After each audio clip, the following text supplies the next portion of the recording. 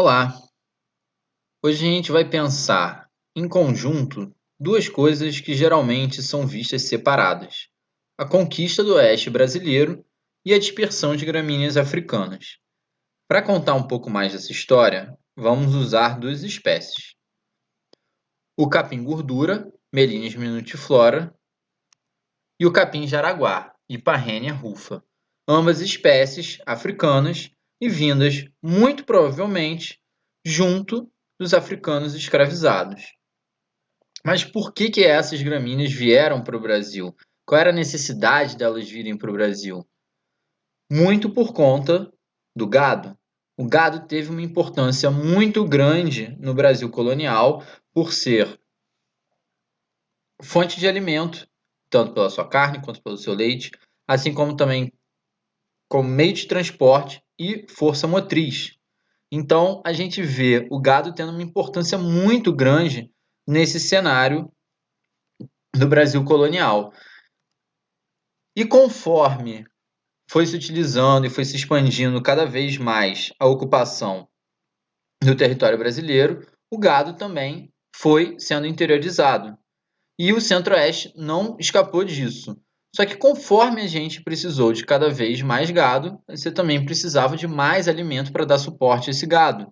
E como a Mata Atlântica e o Cerrado e os biomas em geral da América do Sul não coevoluíram com animais mamíferos ungulados, ou seja, né, esses ruminantes de grande porte, essas gramíneas que tinham aqui na América do Sul não eram as mais nutritivas, por isso nessa necessidade de importar esses capins.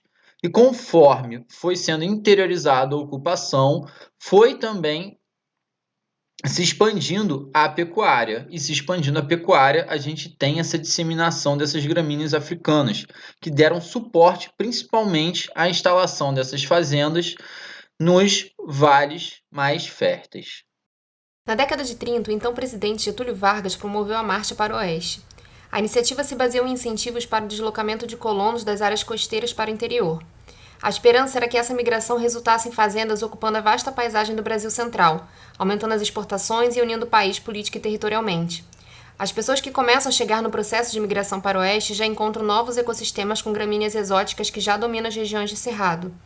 Na década de 50, no período de construção de Brasília, a pedido do governo brasileiro, um cientista de solo norte-americano foi enviado ao Planalto Central para mapear o potencial agrícola para a agricultura industrial. Porém, o potencial agrícola do Cerrado se constitui de forma mais efetiva após a criação da Embrapa na década de 70 e dos estudos relacionados à inserção dessa região no mercado de produção de commodities para o mercado externo e interno. Os experimentos em fertilidade dos solos fizeram com que o cultivo de plantas adaptadas ganhasse espaço, fortalecendo inclusive a produção de gado através de pastagens adaptadas aos solos ácidos. A resposta do solo aos novos métodos de fertilização incrementou tanto a adaptação de novos cultivos quanto o aumento da migração para o território, resultando numa nova dinâmica de interação com o ambiente. Os estudos relacionados à expansão da fronteira agrícola no Cerrado apontam que pouco restou da fisionomia original desse bioma. As paisagens dos chapadões centrais do Brasil foram drasticamente transformadas pelas diferentes frentes de ocupação demográfica e geográfica do Cerrado. A introdução de espécies exóticas como gramíneas africanas e cultivares valorizadas no mercado global de alimentos e energia dominam as paisagens.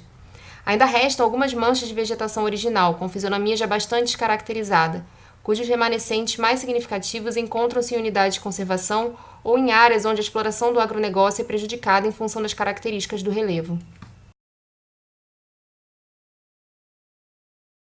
A nossa pastagem, as invernadas formadas aqui na nossa região do Cerrado, ela tinha aí a pastagem muito boa brasileira, o capim chato, muito bom, natural da região.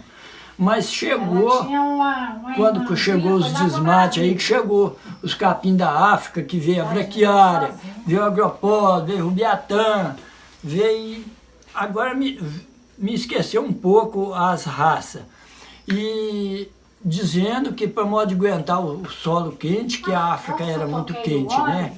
Mas foi um engano, que o nosso capim brasileiro aqui, igual o jaraguá, o capim meloso, que tem lugar que é conhecido como capim gordura, o colonhão também brasileiro, tem lugar que o colonhão tem duas espécies, tem o colonhão, nós falamos colonhãozinho, que muita gente fala, ele, Guiné, também é brasileiro.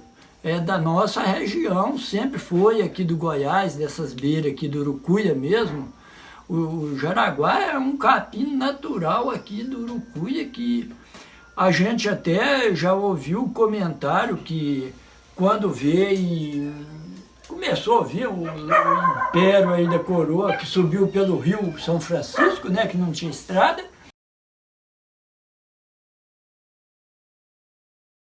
Esse que você estava falando é o capim vermelho. É, olha aqui, ó. Tá na sombra, você não vai conseguir filmar assim. Vou sim. Tá aí. Isso.